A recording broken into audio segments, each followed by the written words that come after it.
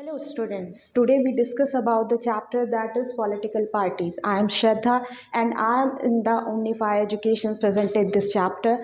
So today let's start the what is the political parties. अब हमको जैसे कभी भी इलेक्शंस होता है सबसे पहले हमारे मन में एक क्यूरियोसिटी होती है कि कौन सी पार्टी जीतेगी, पर क्या कभी हमने जानने की कोशिश की है कि पॉलिटिकल पार्टीज का मतलब क्या होता है और क्यों पॉलिटिकल पार्टीज सबसे पावरफुल मानी जाती है।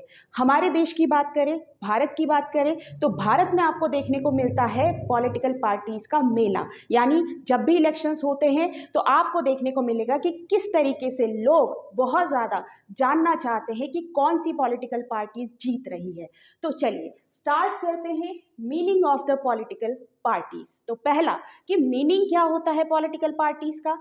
याद रखिएगा मीनिंग और डेफिनेशंस में फर्क होता है। मीनिंग जो इस टर्म को डिफाइन करती है और डेफिनेशन जो इस टर्म को डिफाइन करने को एक स्टेटमेंट के रूप में लेकर आती है। तो पहले बात करते हैं मीनिंग की। पॉलिटिकल पार्टीज, जैसे कि आपको पता है कि ये दो वर्ड से मिलकर बना है, पॉलिटिकल एंड पार्टीज। तो what is the meaning of political? Political who make the policies and party that is the group of people. तो now we come on the next topic that is definitions. तो जैसा आपको देखने को मिल रहा है कि पॉलिटिकल यानी जो पॉलिसी लेकर आते हैं, जो लॉ बनाते हैं, और पार्टी जो लोगों का ग्रुप है।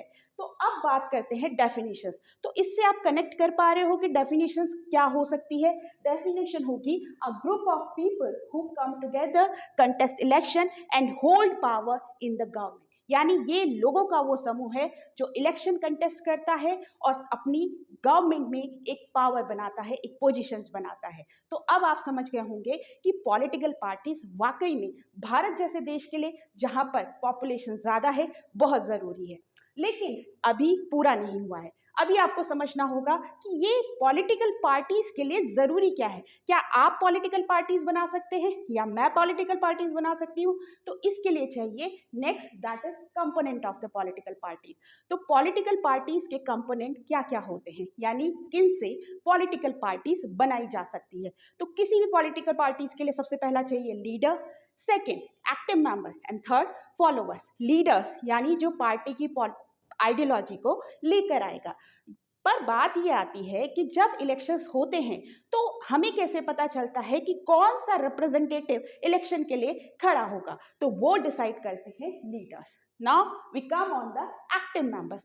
उस पॉलिटिकल पार्टीज के अंदर जो लोग उस आइडियोलॉजी को सस्टेन कर पाते हैं वो कहलाते हैं हमारे active members. And now we come on the followers, यानी आप या हम लोग जो किसी पर्टिकुलर पॉलिटिकल पार्टीज की आइडियोलॉजी से इवेपरेट होते हैं या हम मोटिवेट होते हैं। हमें पता चलता है कि अच्छा इसकी पॉलिटिकल पार्टीज ये काम कर रही है, अच्छा काम कर रही है, या ये हमसे रिलेट कर सकती है, तो हम उसके आधार पर उसे वोट कर पाते हैं। तो यानी ये तीन कंपोनेंट किसी भी पॉलिटिकल पार्टीज के लिए ज़रूरी होते हैं। तो अब बात आती है कि पॉलिटिकल पार्टीज हमारे लिए ज़रूरी क्यों है। उसके लिए पहले हमें देखना पड़ेगा कि पॉलिटिकल पार्टीज के फंक्शंस क्या है। तो अब आते हैं हम नेक्स्ट टॉपिक पर, that is functions of political parties. अब आप सोचिए कि पॉलिटिकल पार्टीज का पहला फंक्शंस क्या होगा। पहला फंक्शंस होगा द कंटेस्ट इलेक्शंस, यानी कोई भी पॉलिटिकल पार्टीज वो इलेक्शन कंटेस्ट करती है, उसके लिए इलेक्शन कंटेस्ट करना जरूरी होता है। अगर वो इलेक्शन कंटेस्ट ना करे तो क्या वो अपने आप को as a political party recognise कर पाएगी? Now we come on the second function that is put forward policies and program. जैसे मैंने अभी कहा कि उनकी एक आइडियोलॉजी होती है, उनकी पॉलिसीज होती है जो वो हमारे सामने रखती है कि हम ऐसा काम करेंगे, हम ऐसा काम करेंगे, उसके आधार पर हम उनको वोट देते हैं। तो वो अपनी पॉलिसीज और प्रोग्राम्स को जनता यानी पीपल के सामने लेकर आती है। Now we come on the third function that is making law. और अगर वो सरकारें हैं, जैसे हम जानते हैं कि जो जब भी लॉ बनता है उस पर एग्जीक्यूटिव का बहुत इंपॉर्टेंट रोल होता है, और एग्जीक्यूटिव को कौन इलेक्ट करके लेकर आता है? आप या हम लोग, ठीक है। उसके बाद फोर्थ फंक्शन आता है form and run the government. और जब वो सरकार बनाती है या सरकार में उनकी अहम भूमिका होती है तो वो सरकारें चलाती है। Now we come on the fifth point that is play the role of opposition. तो यहाँ पर हमने कहा ठीक है एक ने सरकार बना दी, व्हाट अबाउट द अदर्स, ठीक है। तो बाकी जो पॉलिटिकल पार्टीज होती है वो अपोजिशन का रोल प्ले करती है। और याद रखिएगा अपोजिशन का रोल उतना ही इंपॉर्टेंट है जितना आपका गवर्नमेंट बनाने वाली पॉलिटिकल पार्टीज का। क्यों?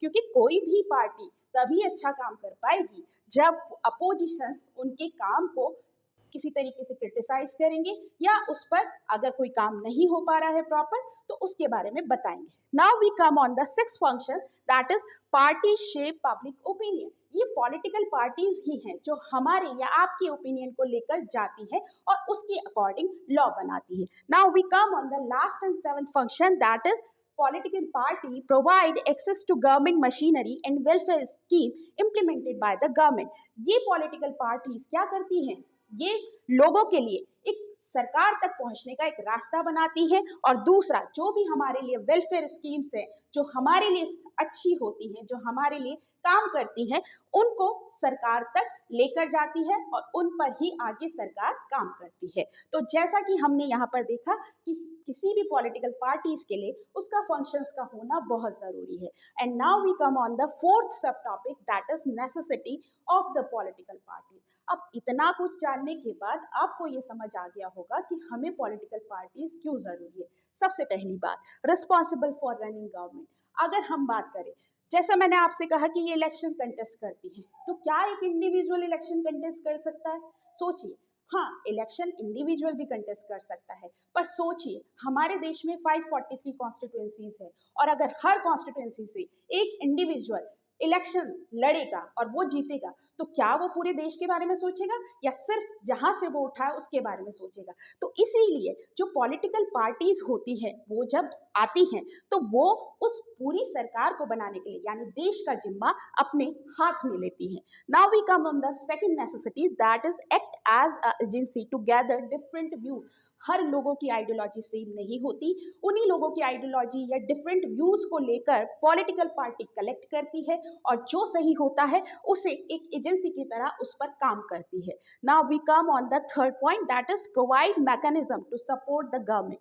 ये पॉलिटिकल पार्टीज है जो पॉलिसी बनाती है, यानी एक मैकेनिज्म तैयार करती है पॉलिसी को बनाना, उसको जस्टिफाई करना कि हमने लोगों के लिए ये पॉलिसी क्यों बनाई है, क्या उसमें बेनिफिट होगा लोगों का, और अगर उसमें कोई कमी रह जाती है तो उसको अपोज करती है, यानी ये पूरी तरीके का मैकेनिज्म प्रोवाइड करती है। And that is last, highlight various issue, यानी ये पॉलिटिकल पार्टीज है जो हमारे कई मुद्दों को उठाती है। तो इन चारों पॉइंट को आपको एक क्वेश्चन समझने में बहुत ज्यादा हेल्प मिला होगा, that is why do we need the political parties. हमें क्यों जरूरी होता है पॉलिटिकल पार्टी? अब समझ में आया कि पॉलिटिकल पार्टीज हमारे लिए इंपॉर्टेंट क्यों है। Now we come on the next topic. एक क्वेश्चन का आंसर जानना, एक पॉलिटिकल पार्टीज क्या होती है, हमें ज़रूरी क्यों है। लेकिन अब आपके दिमाग में एक चीज़ आ रही है, हमारे देश में जो पॉलिटिकल पार्टीज़ हैं, कितनी पॉलिटिकल पार्टीज़ हैं, और पॉलिटिकल पार्टीज़ में जो इलेक्शंस होते हैं, सिंबल होते हैं, उनका क्या मतलब होता है। तो इन चीज़ों को समझने के लिए अब आते हैं हम टाइप्स ऑफ पार्टी सिस्टम पर। पहले हमें ये जानना होगा कि इंडिया कौन सा पार्टी सिस्टम फॉलो करता है। ठीक है, तो अभी हमें पता होना चाहिए कि टोटल 3 टाइप के टाइप्स ऑफ पार्टी सिस्टम होते हैं।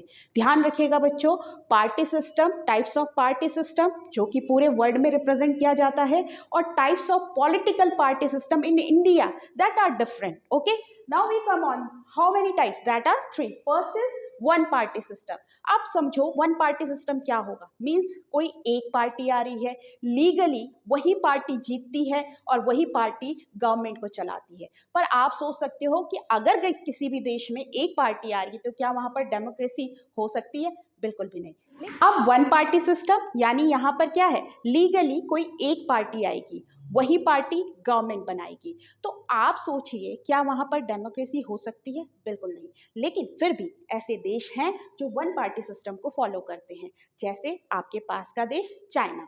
चाइना बनाता है communist party of China. Now come on the second types of party system, that is bi party system. हाँ, ध्यान रखिए डेमोक्रेसी के लिए दो पार्टी का, मिनिमम दो पार्टी का होना जरूरी है, उससे ज्यादा कितनी भी हो सकती है। तो क्यों, अगर माना एक पार्टी अच्छा नहीं कर रही तो हमारे पास ऑप्शंस होना चाहिए कि हम दूसरी पार्टी को वोट दे दें। तो ऐसे ही देश हैं कुछ जो बाई पार्टी सिस्टम को फॉलो करते हैं। अब इसमें बाई पार्टी सिस्टम का मतलब क्या है, पार्टीज तो बहुत सारी होंगी लेकिन जो पावर चेंजेस होगा वो दो पार्टी के बीच में होगा। तो ऐसे कौन सी कंट्रीज हैं? ऐसी कंट्रीज हैं यूएसए, यूके। यूएसए में जैसे आप देख सकते हो कि जो मेजर जो पावर चेंज होता है वो डेमोक्रेट्स और रिपब्लिक्स के बीच में होता है। और अगर हम यूके की बात करें तो वहाँ पर labour party and conservative party के बीच में आपको पावर का चेंजेस देखने को मिलेगा। Now we come on that is third type, that is multi party system. अब हम बात करते हैं अपने प्यारे भारत की। हमारा देश जो फॉलो करता है वो मल्टी पार्टी सिस्टम फॉलो करता है। अब आप सोच रहे होंगे कि जब डेमोक्रेसी की मैंने बात करी तो वहां पर बाई पार्टी सिस्टम भी तो हो सकता था, बट ध्यान रखिए कि बाई पार्टी सिस्टम और मल्टी पार्टी सिस्टम, ये जो टर्म है ये अकॉर्डिंग टू द पॉपुलेशन कि वहाँ का साइज कितना है, वहाँ की स्ट्रेंथ क्या है, उसके आधार पर क्वाइन की जाती है। ठीक है, तो मल्टी पार्टी सिस्टम क्या है, यहाँ पर मोर देन 2 पार्टीज फॉर्म होती हैं और वो अपना एक गवर्नमेंट फॉर्म कर सकती है। जैसे भारत में आपको कॉलिशंस देखने को मिलेगा, अलायंस देखने को मिलेगा। ठीक है, जैसे आपने देखा होगा कि कांग्रेस कई बार ऐसा हुआ है कि उसने अपना अलायंस बनाया तो वो यूपीए कहलाई है। एनडीए, जैसे आपको रिसेंटली गवर्नमेंट, हाँ मेजॉरिटी में बीजेपी है, हम बीजेपी से जानते हैं, बट वो एक कॉलिशंस की फॉर्म में है जिसे कहा जाता है एनडीए। ठीक है, तो हमारे देश में ये सिस्टम देखने को मिलता है। Now we come on that कि हम अगर मल्टी पार्टी सिस्टम को फॉलो करते हैं तो ऐसा क्या है कि पॉलिटिकल पार्टीज को रिकॉग्निशन किसके आधार पर मिलेगा, यानी उनको जो पहचान है वो कैसे मिलेगी और उनकी जो पहचान है वो कैसे तय होती है। तो ध्यान रखिए, जब ठीक है हमने मल्टी पार्टी सिस्टम, पॉपुलेशन ज़्यादा, पार्टीज ज़्यादा, तो अब हम क्या करेंगे, हम इनके लिए बनाते हैं एक independent body, that is election commission of India. तो इलेक्शन कमीशन ऑफ इंडिया क्या करती है, इनको पहचान देती है, लेकिन उस पहचान के कुछ क्राइटेरिया होता है। पहले, party has to register with ECI. कोई भी पॉलिटिकल पार्टी तब तक पॉलिटिकल पार्टी नहीं कहलाएगी जब तक वो इलेक्शन कमीशन ऑफ इंडिया में रजिस्टर्ड ना हो। Second, parties are considered recognitions, उनको एक पहचान मिलनी चाहिए। And third, unique symbols are given, उनको एक यूनिक सिंबल्स दिया जाता है। Fourth, all parties are treated equally, और जो भी पॉलिटिकल पार्टीज है election commission of India independent body वो उनके साथ इक्वली ट्रीट करेगा। बट बात यहां पर आपने सुना होगा कि unique symbols are given and parties considered to be recognitions, तो किस आधार पर उनको पहचान मिलती है, तो ध्यान रखिए अभी तक जो टोटल पार्टीज रजिस्टर्ड है इलेक्शन कमीशन ऑफ इंडिया में वो 2858 पार्टीज रजिस्टर्ड है। बट क्या बेसिस होता है इनका रजिस्ट्रेशंस का, वो मैंने आपको बता दिया। लेकिन क्या आपको पता है कि इनका जो रजिस्ट्रेशन का बेसिस होता है उसको फर्दर 3 टाइप में इलेक्शन कमीशन ऑफ इंडिया ने डिवाइड किया है। पहला, that is national party. National party यानी जो नेशन की पार्टी होगी, जो सबसे लार्जेस्ट पार्टी होगी। सेकंड, स्टेट या रीजनल पार्टी, यानी जो किसी स्टेट या रीजनल लेवल पर निकल कर आती है। And the third is unrecognised parties. But ध्यान रखो बच्चों, यहाँ पर आपके सामने एक नई पार्टी नेशनल, रीजनल से नेशनल पार्टी बनकर आई है। कौन सी है वो पार्टी, उसको समझने के लिए हम आगे देखेंगे, लेकिन पहले यहाँ पर देखना होगा कि टोटल नेशनल पार्टीज कितनी है, 9। प्लीज इसको अपडेट कर दीजिएगा, अभी की नेशनल जो टोटल पार्टीज हैं वो अब तक 9 हो चुकी हैं। State parties that is 52 and unrecognised party that is 2797। Now we come on the next part. Okay, now अब बात आती है कि मल्टी पार्टी सिस्टम को फॉलो करता है इंडिया। तो बात आती है कि जो आप अभी, जैसे मैंने आपसे कहा कि इलेक्शन कमीशन ऑफ इंडिया द्वारा रजिस्टर्ड किया जाता है किसी भी पॉलिटिकल पार्टीज़ को, तो क्या एलिजिबिलिटी क्राइटेरिया होता है किसी भी पार्टी का नेशनल पार्टी बनने के लिए, क्या एलिजिबल क्राइटेरिया होता है किसी भी पार्टी का स्टेट पार्टी बनने के लिए। यानी अब बात करते हैं types of political party in India, और यहाँ पर जो types of political party India में होती है वो 2 टाइप्स की होती है। जैसा मैंने आपसे कहा कि रजिस्टर्ड पार्टी 2858 है और national party 9, state party 52 and unrecognised political parties है 2797। Now we come on the next topic, that is eligibility criteria. सबसे मेन होता है किसी भी पार्टीज को नेशनल पार्टी या स्टेट पार्टी बनने के लिए कि वो किस एलिजिबिलिटी क्राइटेरिया को फॉर्म करती है। तो इन तीनों में से मैं आपके सामने 3 एलिजिबिलिटी क्राइटेरिया बोलूंगी, इन तीनों में से अगर कोई भी पॉलिटिकल पार्टीज कोई भी एक एलिजिबिलिटी क्राइटेरिया फुलफिल करता है तो वो पॉलिटिकल पार्टीज या तो नेशनल पार्टी होगी या स्टेट पार्टी। पहले बात करते हैं नेशनल पार्टी की। नेशनल पार्टी का एलिजिबिलिटी क्राइटेरिया, सबसे पहले win 6% of the total votes plus 4 Lok Sabha seats, यानी वो टोटल वोट्स का 6% अगर वो जीत जाती है और उसके साथ साथ 4 लोकसभा की सीट्स जीत जाती है तो वो बन जाएगी एक नेशनल पार्टी। अगर वो इस क्राइटेरिया को फुलफिल नहीं करती है, या दूसरा क्राइटेरिया है win minimum 2% in the Lok Sabha eight least 3 different state, 3 अलग अलग राज्यों से वो मिनिमम 2% लोकसभा की सीट जीत जाती है तो वो कहलाएगी आपकी नेशनल पार्टी। और अगर वो इन दोनों में से कोई भी एलिजिबिलिटी क्राइटेरिया फुलफिल नहीं करती है, लेकिन अगर कोई पॉलिटिकल पार्टीज आपकी 4 या 4 से ज़्यादा राज्यों में स्टेट पार्टी है तो वो बन जाएगी आपकी नेशनल पार्टी। तो ये 3 क्राइटेरिया में अगर कोई भी एक फुलफिल करती है तो वो पार्टी होती है नेशनल पार्टी। अब बात करते हैं स्टेट पार्टी, कैसे कोई पार्टी स्टेट पार्टी बन सकती है। सबसे पहला, win 6% of total votes +1 Lok Sabha +2 assembly seats, यानी वो टोटल वोट का 6% के साथ साथ एक लोकसभा और 2 असेंबली सीट्स को जीत जाती है तो वो बन जाएगी स्टेट पार्टी। अगर वो ये फुलफिल नहीं करती है eligibility criteria, now we come on, अगर वो एट लीस्ट 3 सीट्स और 3% of the seats in state legislative assembly अगर वो जीत जाती है तो वो बन जाएगी एक state party. And now the, अगर वो इन दोनों में से कोई नहीं करती, अगर उसने कोई भी सीट्स नहीं जीती है, लेकिन ध्यान रखिए अगर वो टोटल वोट्स का 8% भी, अगर स्टेट में किसी स्टेट में टोटल वोट्स का 8% कास्ट किया गया हो और वो उसको फुलफिल करती है तो वो बन जाएगी स्टेट पार्टी। तो ये थे कि स्टेट पार्टी और नेशनल पार्टी की एलिजिबिलिटी क्राइटेरिया क्या है। Now we come on the next topic कि कैसे कोई भी पार्टी नेशनल पार्टी बन सकती है। मैंने जैसे कहा कि लार्जेस्ट पार्टी, तो कौन कौन सी ऐसी पार्टीज है जिन्होंने इन तीनों में से कोई भी एक एलिजिबिलिटी क्राइटेरिया को फुलफिल किया है और वो बन गई है national party. We come on the 8th topic, that is how many national parties in India are formed.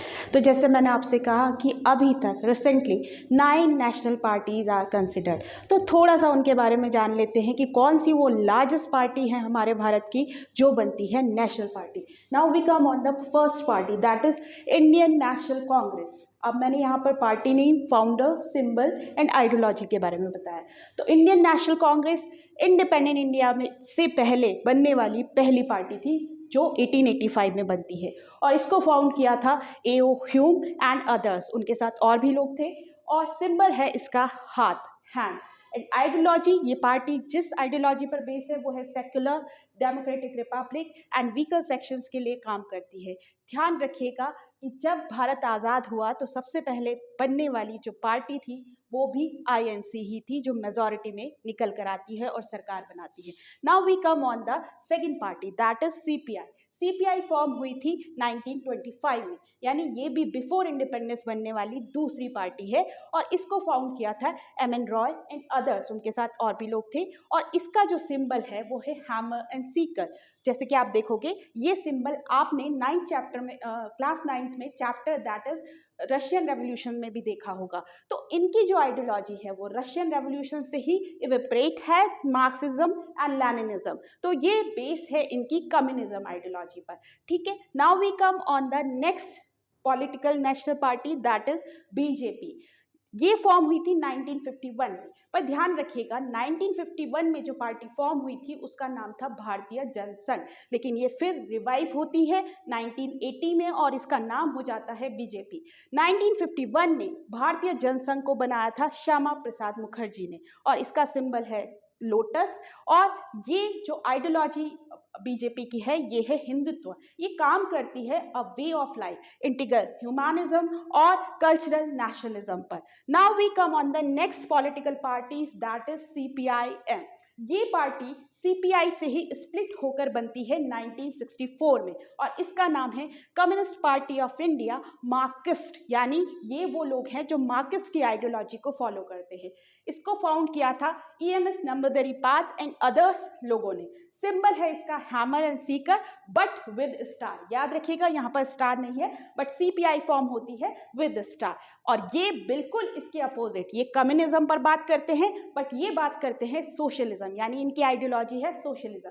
Now we come on the next party, that is Bahujan Samaj party, और ये पार्टी फॉर्म होती है 1984 में। इसको बनाया था काशीराम जी ने। इनका सिंबल है एलिफेंट और ये पार्टी की जो आइडियोलॉजी है ये काम करती है दलित पर, आदिवासी पर या माइनॉरिटी सेक्शंस पर, यानी ये काम जो करती है वो बहुजन समाज इंटरेस्ट के लिए काम करती है। Now we come on the next national party that is all India Trinamool Congress और ये पार्टी फॉर्म हुई थी 1998 में। इसको बनाया था ममता बनर्जी ने और इसका जो सिंबल है वो है two flower with grass and ये जो पार्टी की जो आइडियोलॉजी है वो है नेशनलिज्म, पॉपुलिज्म एंड सोशलिज्म पर। Now we come on the next political parties that is Nationalist Congress Party. Nationalist Congress Party आपका आईएनसी से ही स्प्लिट होकर बनती है और ये 1999 में बनती है। ये स्प्लिट इसलिए हुई थी बेटा क्योंकि यहाँ पर जो आईएनसी का जो लीडर है वो सोनिया गांधी जी को बना दिया गया था। बट इस पार्टी में कुछ लोग कहते थे कि जो बाहर से आए हुए लोग हैं उनको पार्टी का लीडर नहीं बनना चाहिए, तो इसलिए इस पार्टी की जो आइडियोलॉजीज थी वो सोशल जस्टिस, इक्वालिटी पर बात करती थी और जो नेचुरल बॉर्न है यानी जो अपने ही लैंड के अंदर जिनके अंदर नेशनलिज्म है उनको ये आइडियोलॉजी उनको फॉलो करती थी और इसको फॉर्म किया था शरद पवार ने और इसका सिंबल है watch. Now we come on the 8th national party that is National People's Party और ये पार्टी फॉर्म हुई 2013 में। इसको बनाया था पीए संगमा ने और इस पार्टी का जो सिंबल है वो है बुक, यानी ये बात करती है पार्टी, यानी इसकी जो आइडियोलॉजी है वो है literacy with the regionalism. Now we come on the next political party जो कि इंटरेस्टिंग है कि कौन सी 9th पॉलिटिकल पार्टीज है, वो है आम आदमी पार्टी। जी हाँ, इसको दिसंबर में इलेक्शन कमीशन ऑफ इंडिया द्वारा इसको एक नेशनल पार्टी का दर्जा मिल चुका है। ये पार्टी फॉर्म हुई थी 2012 में और इसको बनाया था अरविंद केजरीवाल ने। इस पार्टी का जो सिंबल है वो है ब्रूम यानी झाड़ू और ये पार्टी काम करती है, यानी इसकी जो आइडियोलॉजी है वो है नेशनलिज्म, सोशलिज्म एंड पॉपुलिज्म पर। तो ये थी हमारी total 9 national parties. We come on the ninth subtopic that is challenges of political parties। अब जैसे कि हमें देखने को मिल रहा है हम एक लार्जेस्ट डेमोक्रेसी का पार्ट है, इतनी सारी पॉलिटिकल पार्टीज यहाँ पर बन रही हैं, तो अब इसमें कुछ प्रॉब्लम्स भी आएंगी। तो क्या होता है किसी भी पॉलिटिकल पार्टीज के लिए, क्या क्या चैलेंजेस निकल कर आते हैं, आइए हम देखते हैं। पहला जो चैलेंजेस किसी भी पॉलिटिकल पार्टीज के लिए देखने को मिलता है वो है लैक ऑफ इंटरनल डेमोक्रेसी। जैसे कि हम देखते हैं मेजर जो चेंजिंग रोल होता है पॉलिटिकल पार्टीज़ में वो जो उस पॉलिटिकल पार्टीज़ का इम्पॉर्टेंट लीडर है उसके हाथों में होता है, यानी उस पार्टी के लीडर के अंदर वो जो चाहे वो कर सकता है। तो कई बार ऐसा देखने को मिलता है कि जो अदर मेंबर्स हैं वो चाहते हुए भी कई चीज़ों को रेगुलेट नहीं कर पाते, कई चीज़ों को सिचुएशंस को सही नहीं कर पाते। सेकंड जो यहाँ पर देखने को मिलता है चैलेंज वो था डिनास्टिक सक्सेशन। कई बार आपने ऐसे देखने को मिला होगा किसी पॉलिटिकल पार्टीज में अगर कोई पेरेंट है या कोई भी अगर हमारा जनरेशन है वो अपनी नेक्स्ट जनरेशन को लेकर आता है, तो ऐसे में क्या होता है जो कोई भी पॉलिटिकल पार्टीज है, माना सपोज करो कि अगर उसका मतलब अगर जैसे हमें पता है कि पिता का बेटा ही अगली दर पीढ़ी को आगे चलाएगा, लेकिन अगर माना उसका बेटा जो है वो उस तरीके से एक लीडरशिप क्वालिटी लेकर नहीं आता है तो इससे पॉलिटिकल पार्टीज में एक चैलेंज देखने को मिलेगा और हो सकता है कि वो पॉलिटिकल पार्टीज आगे शायद एग्जिस्ट ना कर पाए। Now the third challenge that is growing money and muscle power. ये हमें कई बार देखने को मिलता है पॉलिटिकल पार्टीज में, अक्सर हमें देखने को मिलता है कि मनी और मसल पावर का खेल बहुत बड़ा चलता है और उस मनी और मसल पावर के चलते कई अच्छी चीजों को आगे फॉर्मुलेट नहीं किया जाता। Now we come on the fourth challenge that is lack of meaningful choices. कई बार हमारे सामने भी ऐसी कुछ चॉइसेस होती हैं, माना किसी पॉलिटिकल पार्टीज के लीडर ने अपनी पॉलिटिकल के अंदर किसी कॉन्स्टिट्यूएंसी में किसी को रिप्रेजेंटेटिव एज अ खड़ा किया है, लेकिन वो हो सकता है उस पोस्ट के लायक ना हो, लेकिन फिर भी हमें वोट करने जाना पड़ता है। तो कई बार ये मीनिंगफुल चॉइसेस की हमें कमी देखने को मिलती है। तो ये थे 4 चैलेंजेस जो पॉलिटिकल पार्टीज के अंदर हमें देखने को मिलते हैं। लेकिन अच्छी बात क्या है पता है, इसको सुधारने के लिए, यानी पॉलिटिकल पार्टीज में कई चीजें खराब ना हो, उसको सुधारने के लिए कुछ रिफॉर्म किए गए हैं। अब हमारा नेक्स्ट एंड लास्ट टॉपिक है that is reforms of the political parties. तो ऐसे क्या सुधार हैं जो पॉलिटिकल पार्टीज को सुधारने के लिए किए गए हैं। आप सोच सकते हो कि अगर कोई सुधार रहा है तो वो पक्का उस इंस्टीट्यूट की हेड बॉडी होगी। तो ऐसे ही हर इंस्टीट्यूट की हेड बॉडी ने एक कोशिश की है इसको सुधारने की, जैसे constitution, supreme court, election commission. तो आइए देखते हैं कॉन्स्टिट्यूशन ने क्या किया। इसके पीछे एक कहानी है। हरियाणा के एक एमएलए थे गयाराम, और गयाराम ने क्या किया, उन्होंने एक पार्टी में पहले वो इंडिपेंडेंट लड़े, इंडिपेंडेंट वो जीत गए, फिर वो दूसरी पार्टी कांग्रेस में चले जाते हैं, फिर फर्दर वो पार्टी चेंज करके लेफ्ट फ्रंट में चले जाते हैं, और फिर वो नेक्स्ट पार्टी कांग्रेस में आ जाते हैं। ऐसा करने से क्या होता है, किसी भी पॉलिटिकल पार्टीज की आइडियोलॉजी में एक खतरा देखने को मिलता है। तो कॉन्स्टिट्यूशन में क्या किया गया, कॉन्स्टिट्यूशन में ऐसी चीजों को सुधारने के लिए एक 52nd अमेंडमेंट किया गया जो कि 1985 में किया गया, और इसके तहत लाया गया एंटी डिफेक्शन लॉ, और इसको 10th शेड्यूल में डाला गया। इस एंटी डिफेक्शन लॉ के तहत क्या होता है कि अगर कोई लीडर ऐसा बार बार करने की कोशिश करता है तो उसके खिलाफ एक कानूनी कार्रवाई होगी।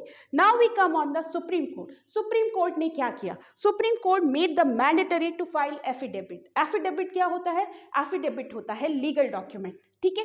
तो सुप्रीम कोर्ट ने कहा कि आपको कुछ एफिडेविट को फाइल करना पड़ेगा, और उसमें आपको जानकारी देनी पड़ेगी आपके खिलाफ चल रहे क्रिमिनल रिकॉर्ड की, और आपके कितना बैंक बैलेंस है, कितना आपका अकाउंट है। तो इसके तहत क्या होता है, people should know to whom they are voted. हमें पता होना चाहिए कि हम किसको वोट देने जा रहे हैं। क्या हम किसी के खिलाफ अगर क्रिमिनल ऑफेंस है तो उसको वोट दे सकते हैं, कितने क्रिमिनल ऑफेंस है, इस चीज की जानकारी के लिए सुप्रीम कोर्ट ने यहाँ पर रिफॉर्म किया। Now come on third, election commission. Election commission क्या करती है, made mandatory to organise meetings, मतलब वो कहती है पॉलिटिकल पार्टीज को कि आपको ऑर्गेनाइजेशनल मीटिंग्स करवानी जरूरी है, और आपको इसके साथ ही भरना होगा अपना इनकम टैक्स रिटर्न। ये तो थे कुछ ऐसे रिफॉर्म्स जिसको मैंडेटरी किया गया, पर कुछ अदर रिफॉर्म्स जो जरूरी थे, जैसे सुप्रीम कोर्ट ने कहा कि आपको अपनी पार्टी के अंदर ऑर्गेनाइजेशनल मीटिंग्स करवानी है, तो उसके लिए कुछ प्रॉपर लॉ बनाने जरूरी है, जिससे आपके जो इंटरनल अफेयर्स है पार्टी पॉलिटिक्स में वो मेंटेन रहेगा। सेकंड कहा गया कि आपको अपने साथ, यानी जो पॉलिटिकल पार्टी के लीडर्स हैं वो अपने साथ एक रजिस्टर को कैरी करें, ताकि वो जो भी काम कर रहे हैं उस रजिस्टर पे उसको मेंटेन करें।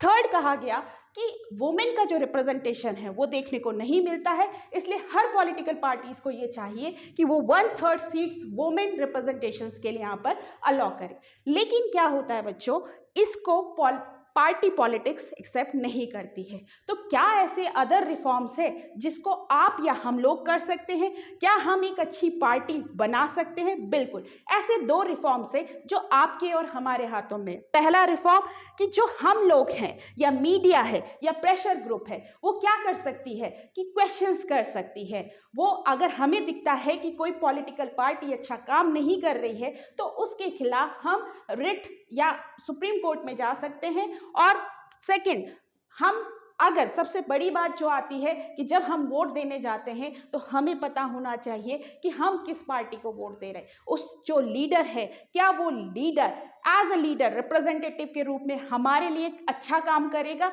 तो यानी कि मान के चलिए कि शायद काफी हद तक हम पॉलिटिकल पार्टीज के रिफॉर्म को चेंज कर सकते हैं। ये जो रिफॉर्म्स है पार्टी एक्सेप्ट करने से मना करती है, क्योंकि ऑब्वियसली बात है, हम जानते हैं कि जो भी लॉ बनते हैं वो एक एग्जीक्यूटिव बॉडी लेके आती है, और उन एग्जीक्यूटिव को हम ही लोग इलेक्ट करते हैं। तो क्या कुछ ऐसे रिफॉर्म्स भी हैं जो आपके या हमारे हाथों में हैं? आज है 25 जनवरी 2023 और आज मनाया जाता है नेशनल वोटर्स डे। तो जी हाँ, ऐसे 2 रिफॉर्म्स के बारे में मैं बात करती हूँ। पहला रिफॉर्म, पहली बात, नेशनल वोटर्स डे के बारे में मैंने बात की। हमारे पास है राइट टू वोट, यानी हम एक सेलेक्टेड कैंडिडेट को जो कि एक सुटेबल है, एक लीडरशिप क्वालिटी जिसके अंदर है और जो हमारे देश के लिए अच्छा काम कर सकता है, हम उसको वोट दे सकते हैं। ये है राइट टू वोट। और सेकंड, जो हम कॉमन पीपल हैं, प्रेशर ग्रुप्स है, मीडिया है, अगर हमें लगता है कि कोई पॉलिटिकल पार्टी अच्छा काम नहीं कर रही है तो हम नेक्स्ट हमें पता है कि इलेक्शन हर 5 साल में होते हैं, बट इसके लिए हमें अवेयर होना होगा। उन 5 सालों के अंदर उस पर्टिकुलर पॉलिटिकल पार्टी को हम क्रिटिसाइज कर सकते हैं, हम उनके खिलाफ सुप्रीम कोर्ट भी जा सकते हैं अगर हमें देखने को मिलता है। यानी अल्टीमेट पावर आपके और हमारे हाथों में है, यानी कॉमन पीपल के। तो ये था पॉलिटिकल पार्टीज का चैप्टर, जिसको मैंने कवर किया है 10 पॉइंट्स में। अगर आपको ये चैप्टर अच्छा लगा हो, तो कोई क्वेरी हो तो आप कमेंट सेक्शंस में लिख सकते हैं। Thank you for watching us.